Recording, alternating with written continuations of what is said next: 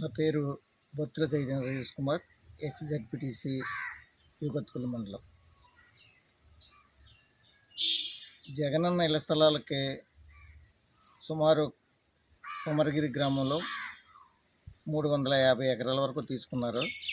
కానీ అక్కడ కొమరగిరికి కానీ కొత్తపల్లి మండలానికి కానీ ఒకరికి కూడా 1 సెంటు స్థలం కూడా ఇవ్వలేదు. ఒక్క వ్యక్తికి కూడా స్థలం ఇవ్వలేదు.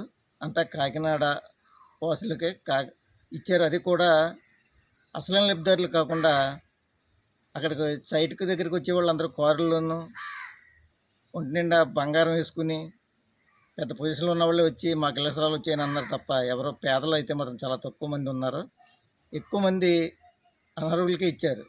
కాబట్టి దీని మీద ప్రస్తుత డిప్యూటీ సీఎం గారు స్పందించి పూర్తి ఎంక్వైరీ చేయించి అసలైన అర్హులకు ఇళ్ల స్థలాలు మంజూరు చేయవలసిందిగా కోరుతున్నాం. అలాగే ఇంకొక స్థలం ఆననగరం దగ్గరలో 78 ఎకరాలు తీసుకుని అందులో 40 ఎకరాలు కప్పెట్టారు. 38 ఎకరాలు ఇంకా పొలంగానే ఉండిపోయింది.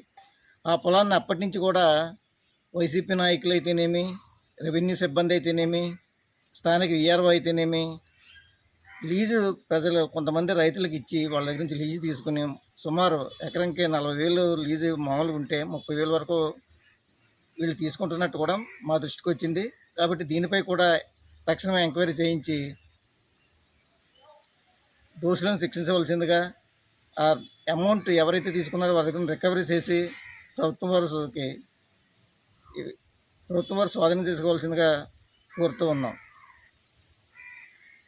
ఎస్విఎస్ఎన్ వర్మ గారు అలాగే డిప్యూటీ సీఎం పవన్ కళ్యాణ్ గారు కూడా ఈ విషయంపై స్పందించి తక్షణమే చర్యలు తీసుకోవాల్సిందిగా ఈ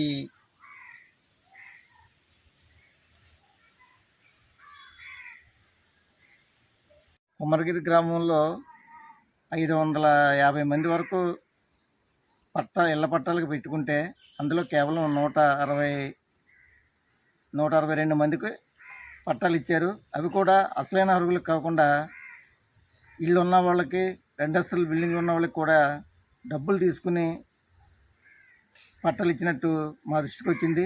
కాబట్టి దీని మీద కూడా తక్షణమే ఎంక్వైరీ చేయించి అసలైన అర్హులకు ఇళ్ల పట్టాలు ఇప్పించవలసిందిగా, అనర్హులు ఎవరైనా ఉన్నట్లయితే వారి పట్టాలను రద్దు చేయవలసిందిగా కూడా కోరుతూ ఉన్నాం.